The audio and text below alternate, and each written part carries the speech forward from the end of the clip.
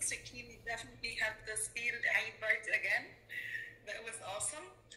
And now we'll hand it over to AIA team members who will tell us more about cultural Eid celebrations across Asian countries. So, Omar, all over, the floor is yours. Yeah, can you guys hear me? Yep. Perfect. Hey everyone, it's Umar Tour.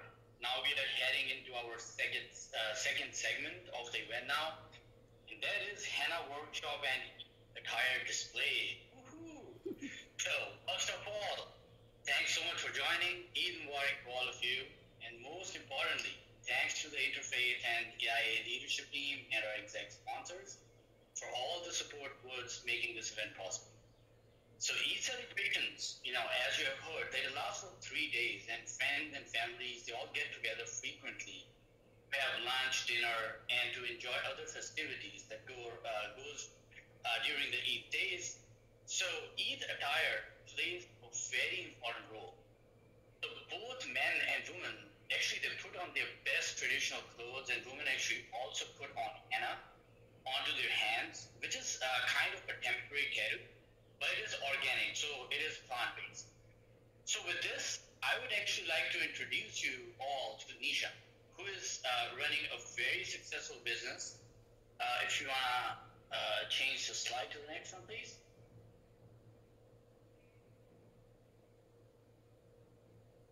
Yeah, so Nisha is running a very successful business here in Austin that was originally started in LA, and it's called Henna Arts. So she specializes in different henna designs for various occasions, and she will be showcasing us some creative designs, quick tips and tricks around how to apply henna. That will help you get started or even get better if you are already familiar with how to apply henna. And not only that, she will also be showcasing us some gorgeous clothes and footwear that people usually wear during the Eid days. So without further ado, welcome Nisha, and the stage is yours. Thank you so much. Hello everyone. Today we're gonna start doing the henna and talk about how I started doing the henna. When I was young, I learned this art from my mom. This art is pretty much generation to generation is pass it on. So I'd like to share with you today how you can do it with a simple motif, and then how you gradually, if you practice more, you can get perfect on that. So first I'll show you some design on a paper,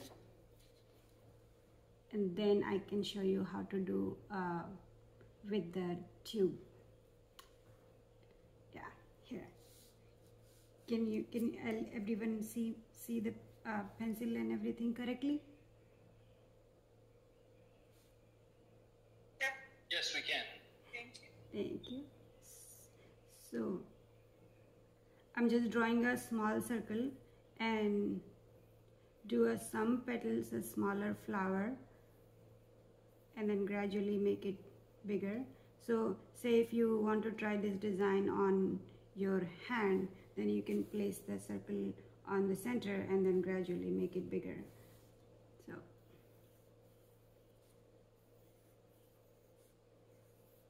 if any of you have any question in between, please let me know.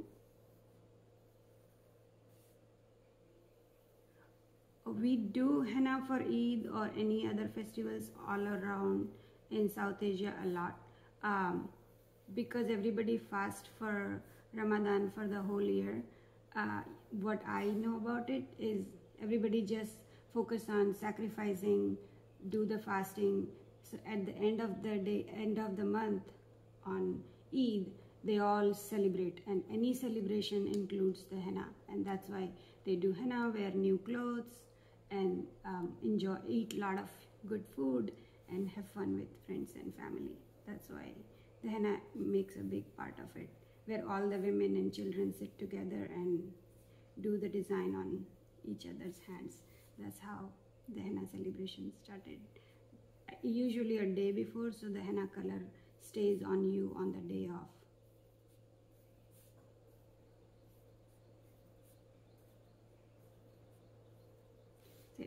I just draw a small design, and then I'm going to show you this design on my hands. something similar like that.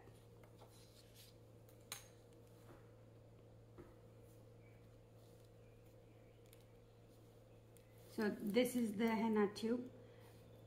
It's basically a plastic cone, and I mix the henna powder. If you want to know what is henna powder, it's a plant-based dye. When the leaf they dry, we make a fine powder and then mix with lemon, sugar, and eucalyptus oil, or different people use different oil too, and tea tree oil, or depend on what smell they like or which oil will work with henna good. And then we make this plastic cone. This process is almost like easier to explain, like icing the cake. And this is how you just start pressing from here and draw the design.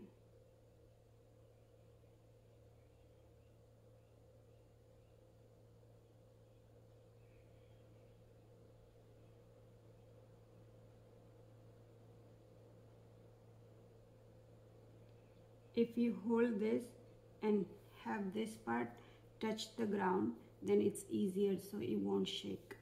So I'm just holding it here on the ground, that way I won't shake my hand.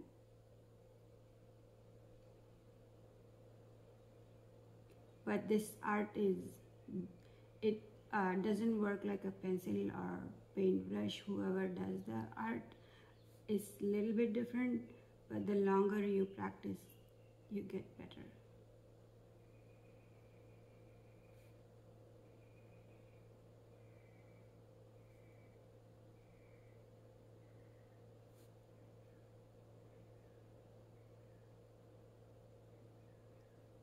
We have a question for you, Nisha, in the chat. Yes.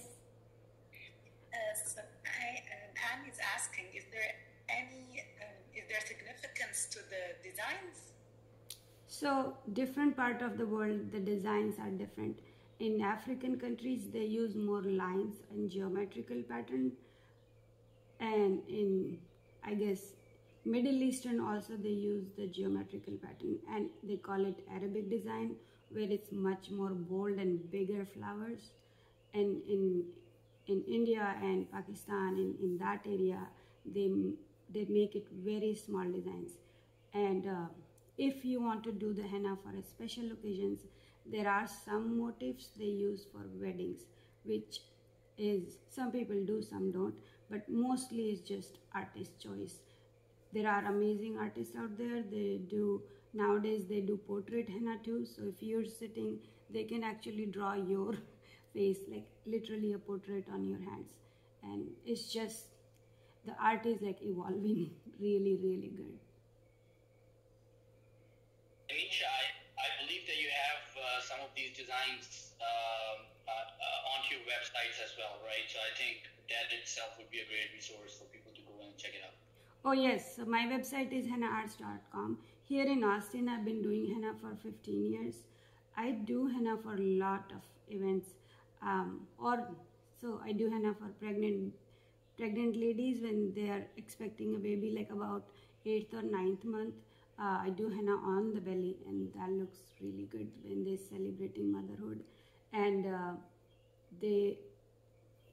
I do henna for cancer patients when they lose the hair on their head, to give them confidence and they really feel good about it. And a lot of people come to me, and if they want to do a permanent tattoo, they want to try the henna first, and if they like it, they go ahead and do the permanent tattoo. That is actually really good idea, because you want to make sure this is what you want permanently on your skin. And for weddings, baby shower, bridal shower, music festivals, birthday parties, from kids to adults, whatever age, I do provide the henna services all over. And we actually have another question here in chat that isn't similar to the dye that is used in here, or is it different? So henna plant is on only one plant. The plant's biological name is Lawsonia inermis. That's the same plant and the same powder you when you mix the henna powder for your hair, you mix different ingredients, but when you mix for the art, you mix with different ingredients. Like I actually use the henna for my hair as well, because I don't want to use the chemical on my hair, so I mix with eggs, milk, fenugreek seeds powder, and henna powder, and there is two other herbs. One is shikakai and amla. Those powder also I mix it, and everything helps on your hair conditioning and your scalp. So that's what I mix with for my hair. But when I mix for the body art, then I mix with lemon, sugar, and eucalyptus oil.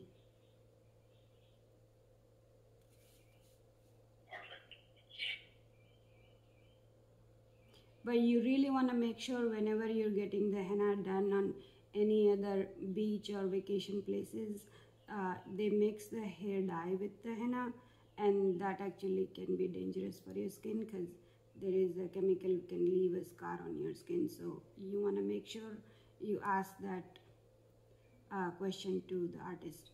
And how do you judge it? When you see the henna paste, it looks more earthy and the smell is more natural, and it's almost dark green instead of black. If it's black, that's the one you really want to stay out of it. But there is another thing called jagua, which is like this is a plant-based dye, and jagua is fruit-based dye. And that fruit, they take out the pulp from inside, and then it's like a jelly. And then if you draw with that, the tattoo color will be almost like a black, just like a permanent tattoo skin, that color. But this one, you get the reddish brown color. You don't get the black color.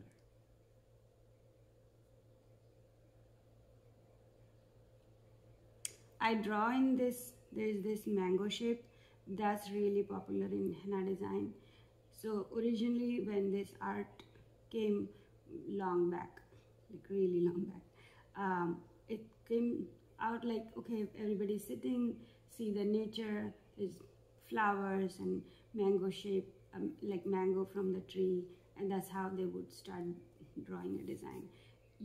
At first they used to just make big circle, because there was this tube idea came long, like later part, but beginning they used to just do with the hand, so they would just draw a circle like with the finger and let's just make a circle design. That's how it started.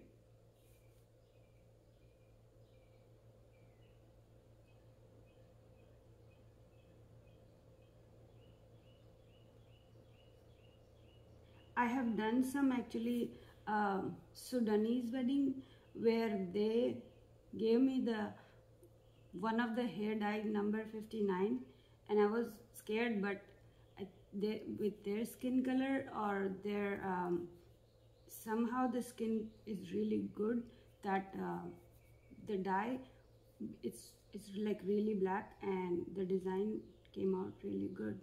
But that's what they use in that part of the world. I was surprised, but it did work.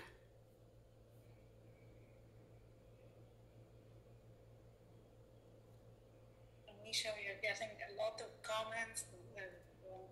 Attendees who love what you're doing, your drawings, and how you just simply speak to it and makes it seem so seamless and easy, while it's so artistic for all of us. This is amazing. Oh yeah, when I do henna for a lot of events, I'm so used to just while I'm drawing, it's just amazing to listen everybody's stories and who they are and how I came here, how I do this. It's really amazing. Like through this art, I really meet people from around the world. It's really, really amazing. I love what I do.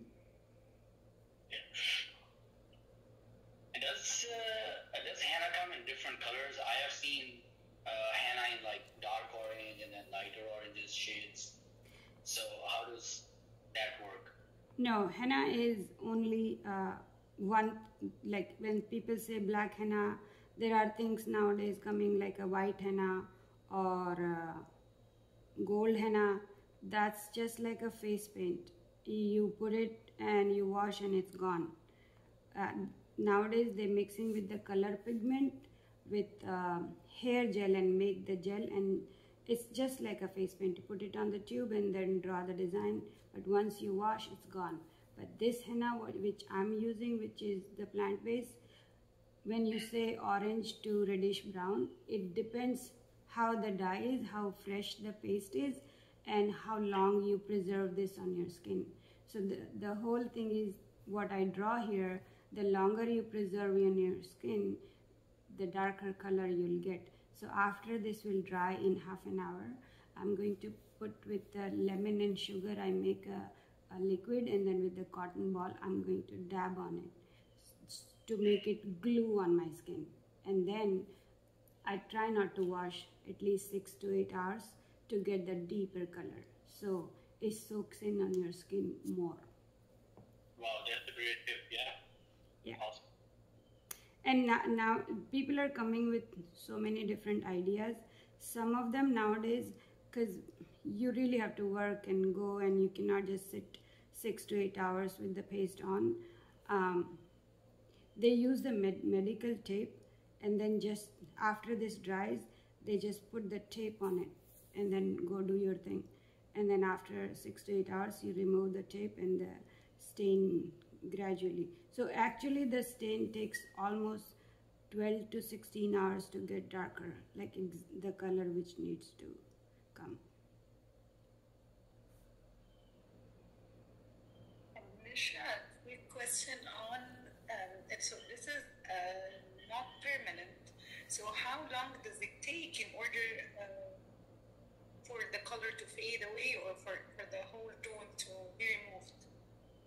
It depends on person to person. If you wash a lot more, wash your hand a lot more than about 10 days.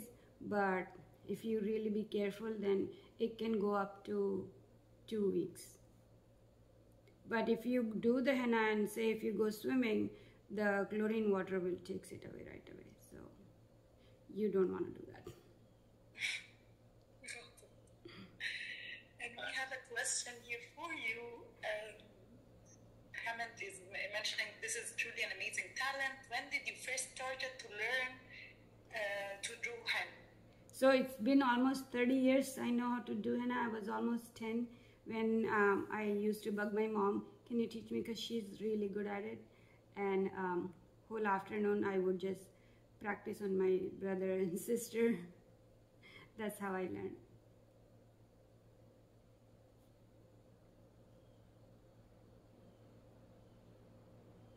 So when you do henna for bride, usually go all the way up till your elbow, both side, very detailed design, both hands, both side, and both feet. Feet also is just some bride goes all the way up to knee actually, and then some people do. It just depends on bride to bride. And one thing also, henna in African countries where there's so much heat, it gives you because those part of the world is super hot, they mix the henna paste, just basically grind the leaves. They don't put anything else, just grind the leaves and put it bottom of their foot because it's so hot, and most of people, unfortunate people, don't have the shoes. So this is how they take care of their feet and the head. They put the henna on their head to cool it down from the hot sun. So henna can be, I guess, medicinal value as well.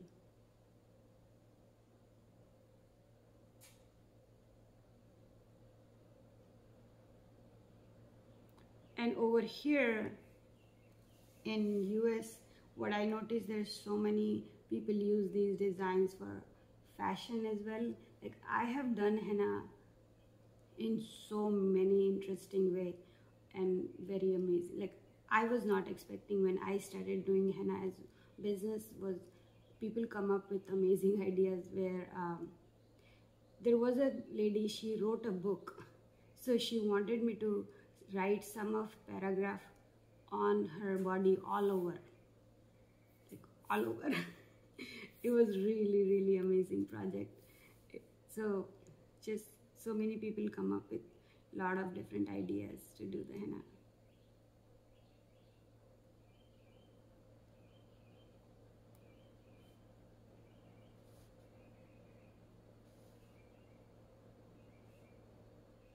Anybody who wants to try, they can use this tube. There are so many videos out there how to make a tube, how to make a henna paste. And if you're in Austin, I'd love to show you if you'd like to come sometime. But there are people who use the bottle and with the pointy thing, and then they put the paste in there. For me personally, the bottle squeezing is so hard. So, but if that works for you, it works for some artists, and most artists use the tube.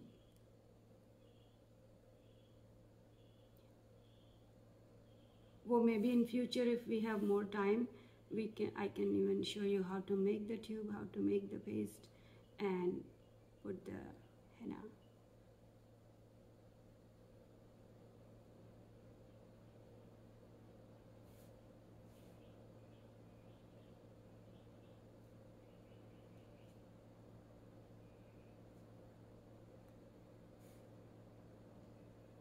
And another way I use this art,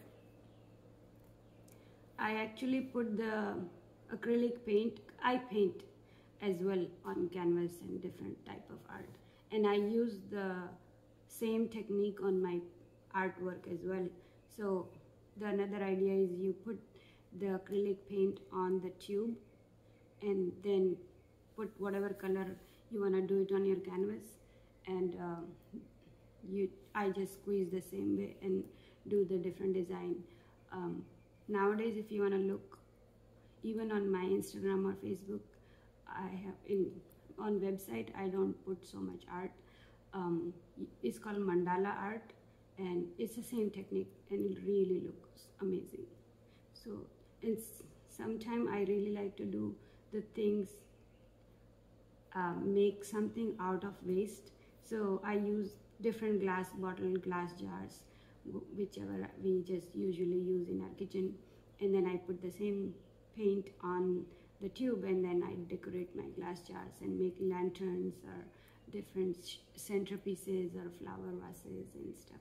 So that's another way of using this technique.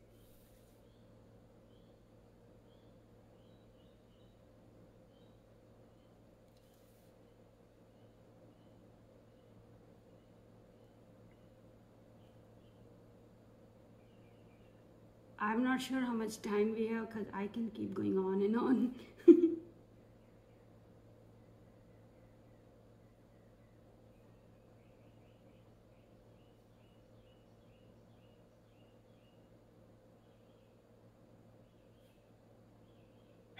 So Hagar, how much time do we have? I think we have, it goes for another 30 minutes, right? We have another 30 minutes? We have 10 minutes, and then open it up for questions to make sure that we have to answer all attendees' questions if there are any. We can aim for like 10 more minutes, 10, 15 more minutes, and then we can open up for questions. Oh yeah, and then let me know when do you want me to showcase what attire we wear for Eid. I did have some outfits out here, and then I can show it to everyone. And for Eid, for sure, all women and kids, they do the henna and they all wear bangles. I do have another business, it's called Taj Fashion, where I do sell Indian clothing, jewelry and handicraft and all. So they come and for sure they do the henna, and everybody shop for bangles and clothes. And that is like service organization that you provide service. So through both of my websites, I do henna. For Eid parties, I've been to 3 or 4 different people. Like some people from Bangladesh, they hosted parties where I went there and did the henna. I've been to a lot of people's houses where they do the henna, and I go there. Everybody just having fun, eating food, dancing, music, and they all sit and do the henna with me. And that was in Austin? Yeah, that was in Austin, yes. Okay. I actually go nearby Austin to San Antonio, nearby cities. I go there and do the henna as well. And I've done some trunk shows as well, where in San Antonio there is not so many people, so they invited me to bring all the clothing and the henna service. So I kind of put a trunk show in one of the community, and then we all did the henna and they all shopped for what they needed. Very cool. Thank you. Mm-hmm. And guys, if you have any questions, feel free to unmute yourself. It's great to make the session more interactive, so feel free to do so. If you have any questions, those are unanswered, please feel free to ask. I need to go off, but I don't know how she does it. It looks like so mind-soothing just to watch how she's been doing it. So it's great. There's so many times people, when I'm doing it, they're like, this is too satisfying, and it's actually true. It's very meditative for me to do it as well. So what I think with the history, when long back there was no jewelry, people didn't have, so this was their how to decorate their body, and that's how this art actually evolved. The other thing is, those part of the world, as I said, is so hot. Right now I can feel my hand is really cold. So this is how they kept themselves cool. So first they used to just have the henna paste all over on their hand and the feet. But then slowly they started doing the design to make themselves look pretty. So when I even do it, if somebody else is watching, they always say that it's very satisfying because when you're drawing the design. Anisha, there's a question around that if anybody want to mix their own henna, then what is the ratio of henna powder with lemon juice, and what are the other ingredients, like how they can mix their own henna? So actually the henna powder, sometime when the henna powder you buy over the shelf, like I'm not sure how the powder is, if it's really old, because every year there is a new crop. The newer the crop, better the color will be. So if the older crop, there is no proportion. What I do is I put the henna powder, but the henna powder you have to sift it like really fine on basically very thin fabric. You sift the henna powder and then you mix lemon and sugar. You keep mixing it, and you would know, how do I explain, is almost like a toothpaste consistency. Once it's toothpaste consistency, then you keep it for 6 to 8 hours, cover the lid, put it in the pretty hot, like a not super cold area and dark area, just keep it there, and then you pull it out and put the oil. The oil is like very little, a spoonful oil, that's it, depending on how much the powder you're taking, and then you mix it and make the tubes and put it in there.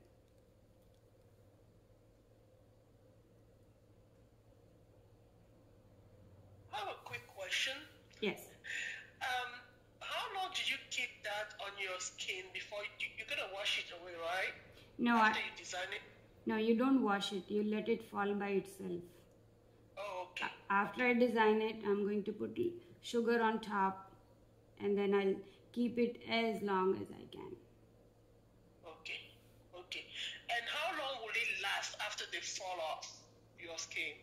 About 10 to 15 days, depends on how much I wash my hand. Okay, awesome, thanks. Mm-hmm.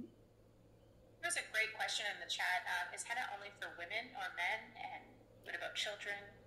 Henna can be for everyone. Some part of the world, men also do a lot more henna than some part men don't do it. Even in, like, I'm from India. In southern part of India, henna is not as much popular than northern part of India. I'm from Rajasthan, where when the wedding happens, bride and groom, they both do it elaborate work. But if you go in southern part, men don't even do the henna. So it just depends. But nowadays henna is becoming so commercial where men and women do, all of them do it. I go to the parties when some dads, they will be like, can you do me a SpongeBob for my son, or a sword or something? So most of the time they come and they do the henna, or they just want to surprise their wife or girlfriend and say, can you write their name with a heart on it? So it's kind of cute. It's good bonding thing I like.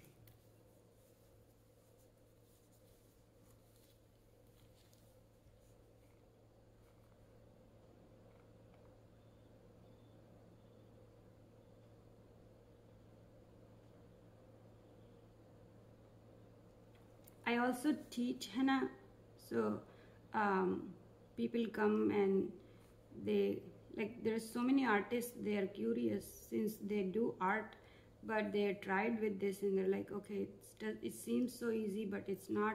So can I come and you show us? So I've taught few people and they come and they practice with me. I show them small tricks, how you hold it, how you make the paste, and there is one, it was pretty amazing.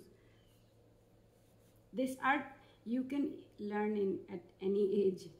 The artist, he was like almost 60-year-old, and he came and he just patiently sit with me and he practiced, and he actually does henna now as his profession as well. Is really interesting.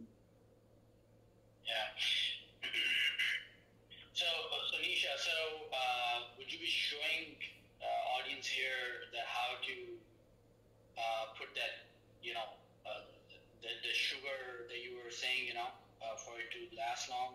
Would you be showing that? So I think we can move to that segment, and then let's move to the either tire section. Yes, sure. I'll go quick grab the sugar thing, because this is not dry yet, but yeah. I'll just show you that this is how you would do it. Perfect. Mm-hmm.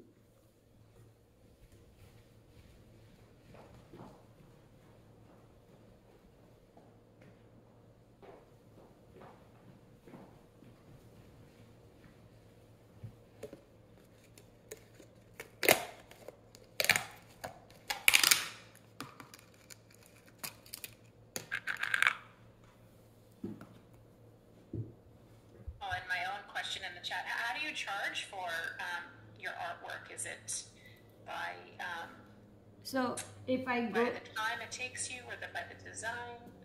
If I go to the location, I charge by hour. But if people come to me, I have a studio in my home, then I charge by design. So sometimes they send me the design and they ask for a quote, and usually a smaller piece henna start from 15 to 20 and up. And very small design to me just take 5 to 10 minutes, not very much. And this is how I dab and sugar the paste. So the first flower I draw is almost dry, and that's where I'm going to sugar it. So this sugar and water proportion is also, there is no, maybe because I'm doing it forever, I just wing it, put 2-3 spoons of sugar, a itty bitty water, and then that's it. And use the cotton ball and dab. There you go.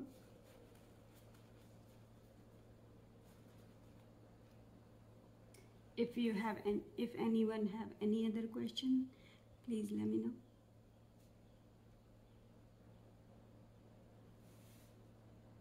This is great, Nisha.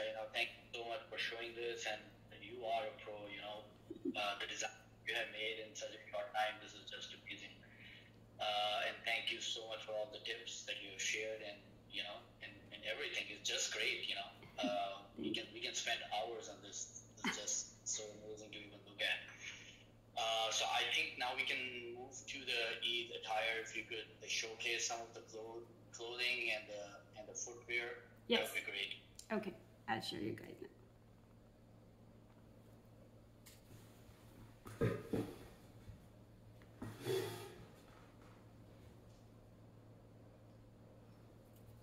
So usually women wear different type of outfits in different type of the world.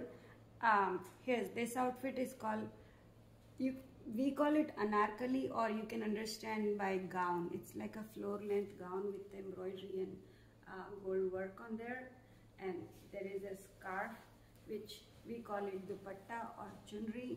So some part they use it on their head as well, or sometimes you just put it on your shoulder, and they come with a long sleeve with embroidery and the cuff. So, and they come in a variety of colors. Sometimes this one is a floor length, some of them come like a knee length or calf length, and then you can wear with the pants. So they come up with so many different designs. This is one option. The other option is, it's a tunic with the side slits. It's a shirt, and it comes with, most of them come with the scarf. You just use it on your shoulder or just like that and pin it here so it won't come down, or if you want to use the same thing on your head, then you would just put it on your head and then you can just wrap it. So this is how you can also fashion that. That's one option. But this shirt I just showed you has a pants which has a flare. So it's called palazzo or sharara. So they come in so many different ways. Straight leg or fitted or flared. Sometimes wide flare. So there's different fashion. Depends on, I guess, the designer. This is for women. This is for kids. This outfit, so cute. It's called sherwani. Has a scarf and there's a pants too. So this is all front button. It's comfortable for kids too. And this is for girls. Cute, small tunic with flared, cute pants. So that's a very comfortable outfit for kids. This is men's outfit. It's like a tunic, again with 2 pockets on the side and a small slit on the side, and comes with the fitted pants. So they're long pants and they gather on the bottom of your ankle, and then this one, it has a gold embroidery on the neckline, so to accent it, has a gold pants. So that's how they design this.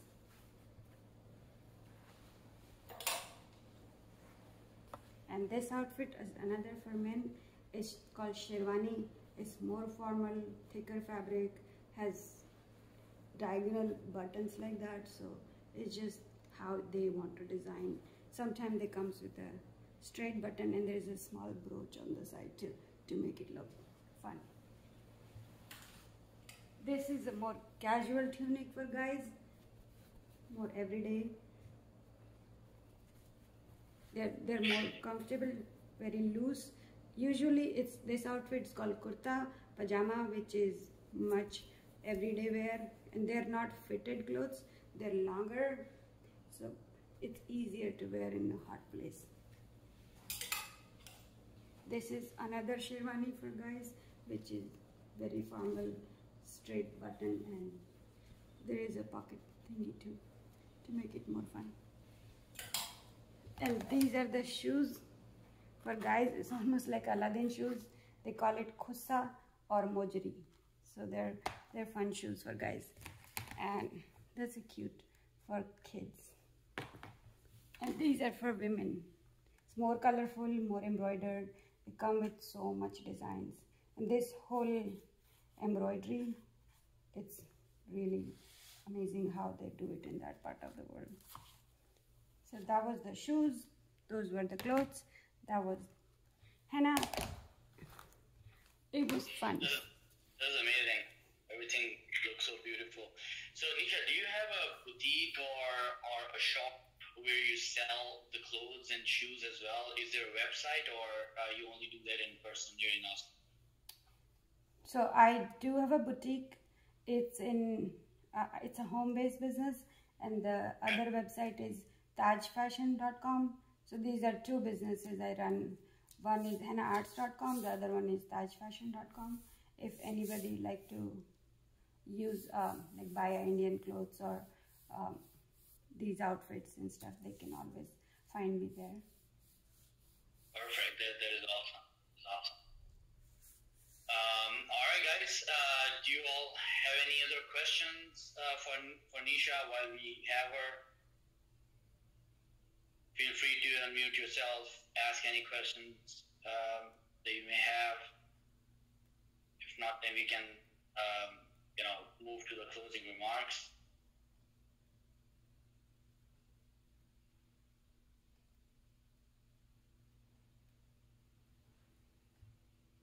All right. Yeah. No, this was just an amazing event, Nisha. Thank you so much for all the time. Thank you so much, everyone, for inviting me, and it was good to explain. This was my first time, so I don't know how I did, but I'd love to part of this again. No, you did awesome.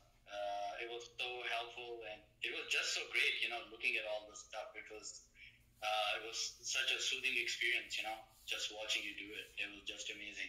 Thank you so much.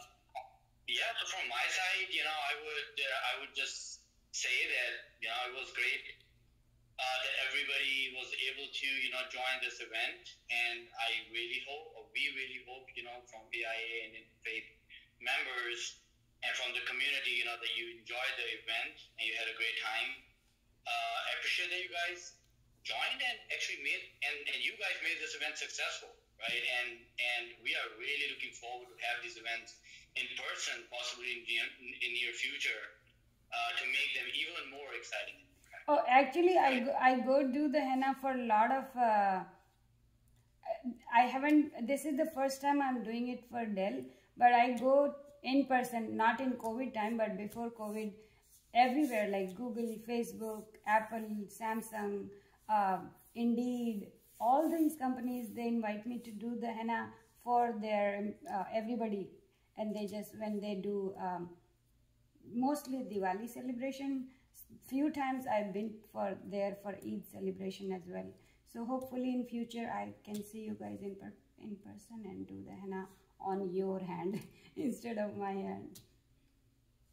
Yeah, and that is only possible in person events, and really looking forward to that. So anybody else, like Agar, Sirisha, anybody else on the team, if you have any closing remarks, please do so.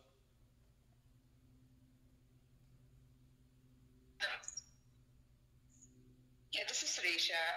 Thank you everyone again for joining. I think it's a great way to celebrate our cultures, and Eid Mubarak to everyone once again. Perfect.